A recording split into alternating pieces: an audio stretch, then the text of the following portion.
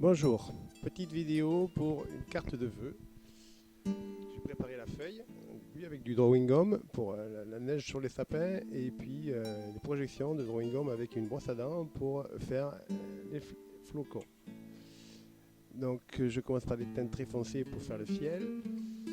Ensuite je prends une teinte orangée avec laquelle je viens détourer mes toits de chalet. Donc toujours très humide, hein, où je mouille la feuille avant de peindre, où je mets beaucoup d'eau dans ma peinture qui va me permettre de faire des fusions par la suite. Voilà, là j'ai remis presque que de l'eau sur mon pinceau. Et là maintenant, avec uniquement de l'eau, je viens faire la fusion entre la partie haute et la partie basse du ciel. Je viens bien derrière mes sapins. Voilà. Je rajoute un peu de teinte foncée en haut dans la partie haute pour simplement deux raisons. La première, c'est que quand j'enlèverai le drawing gum, pour mes flocons vont apparaître beaucoup plus blancs. Et tout à l'heure, je vais faire des petites fumées qui sortent des cheminées, des chalets. Donc, si le ciel est foncé et les fumées blanches, ça se verra encore mieux. Voilà. Puis n'oublions pas que en séchant, vous allez le voir, voilà, ça s'éclaircit nettement.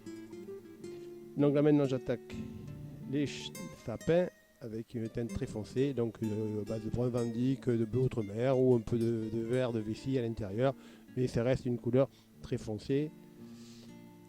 Il va pas rester beaucoup de cette teinte tout à l'heure quand on enlèvera le drawing gum, parce que de toute manière, les sapins enneigés, il y a beaucoup plus de neige que de sapin lui-même.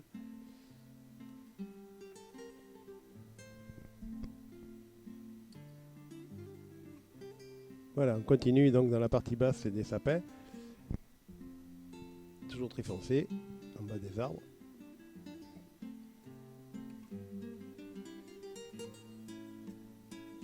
Et je commence les sapins qui sont sur la droite.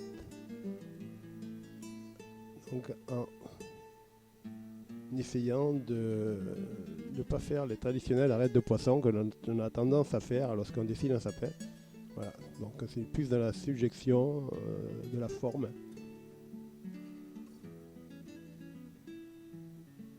On vient peindre sous les taches de drawing gum que l'on a fait tout à l'heure.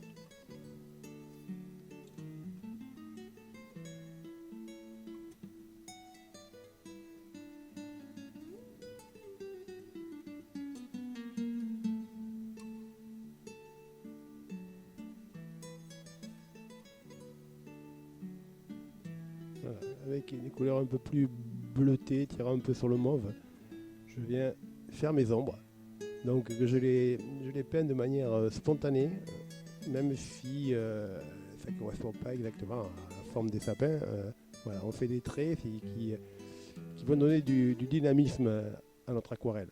Voilà, je remonte un peu la teinte dans les sapins pour faire la liaison.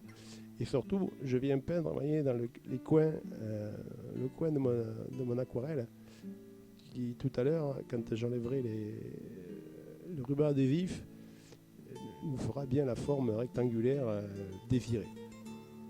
Là maintenant un peu avec de brun Van Dyck et puis de terre de chêne brûlée, je viens peindre mes chalets.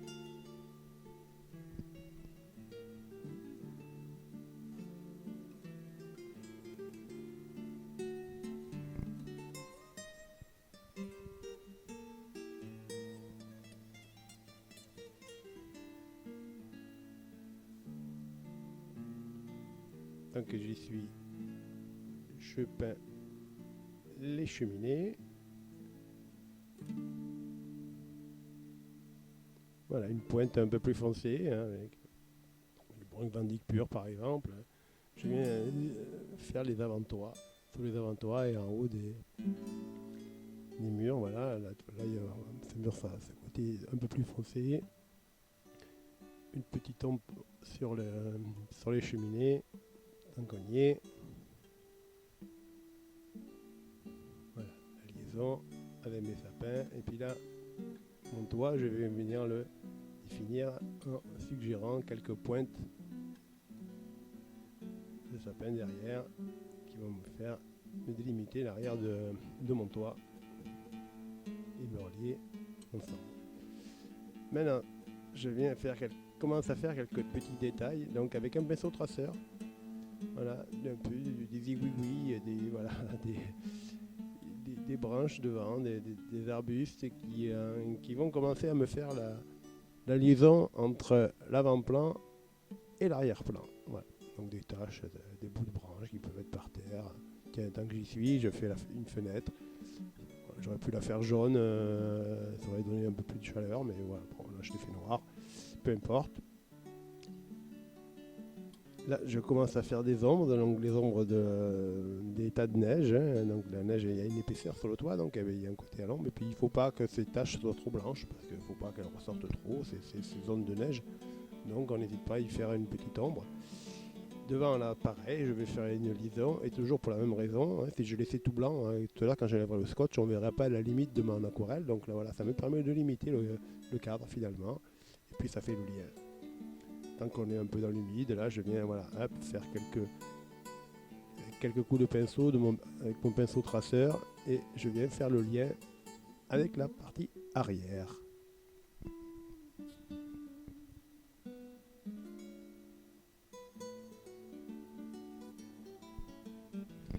Et maintenant, j'enlève mon drawing gum. Donc avec les doigts, je viens frotter sur le papier, ça va partir tout seul. Et voilà, ça s'éclaircit nettement. Et ça devient de suite beaucoup plus lumineux et beaucoup plus sympa.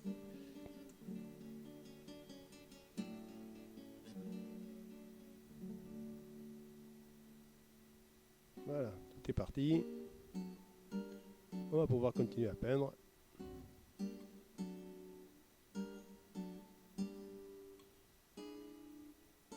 Voilà, je reviens un peu détailler mes sapins. Là, il y a peut-être des zones où j'avais mis un peu trop de drawing gum, donc voilà, on revient un peu détailler des branches. Et puis voilà, on va commencer maintenant qu'il n'y a plus le drawing gum, on va pouvoir passer devant le drawing gum, voilà, faire quelques branches d'arbustes. On va donner de la profondeur, hein, on a l'impression que maintenant il y a encore un plan qui se dessine devant. Voilà, des traits très spontanés, hein, il faut être très léger sur le pinceau, puis on donne des petits coups comme ça, voilà, très spontané. Un peu hasard, un peu à hasard, mais voilà, c'est ce qui donne des peintures, des aquarelles très dynamiques. Voilà, hop, une petite branche, sur laquelle tout à l'heure on viendra mettre un peu de neige.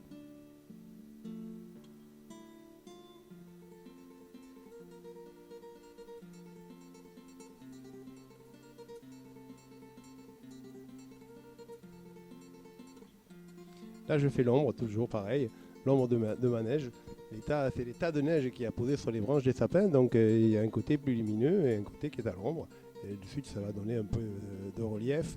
Et surtout, ça fait le lien entre mes taches bien blanches de drawing et puis les sapins. Donc voilà, ça me permet de faire le lien entre les deux. Là, maintenant, avec de l'aquarelle, donc de l'aquarelle blanche ou de la gouache, on peut utiliser, il n'y a pas de problème. Je viens suggérer de la fumée qui sort de mes cheminées. Voilà, avec de l'eau pour faire fuser.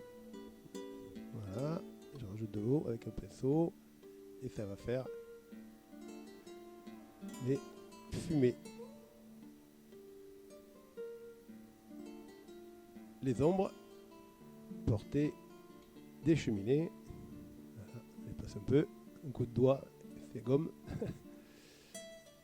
Voilà, toujours pareil, on revient faire un peu d'ombre, voilà, un peu, ça donne du relief, ça fait le lien avec tout ça. Il faut que tout ça soit, qu'on ait l'impression qu'on les fait tout en même temps.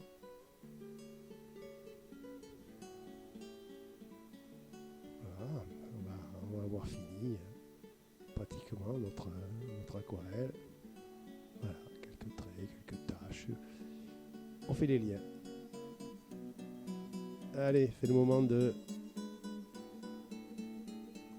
découvrir notre jolie carte de vœux. On enlève le scotch délicatement. Voilà. Hop, et voilà, le cadre est parfait. On a l'impression que ça a été fait à l'imprimerie. Voilà. Bonne année.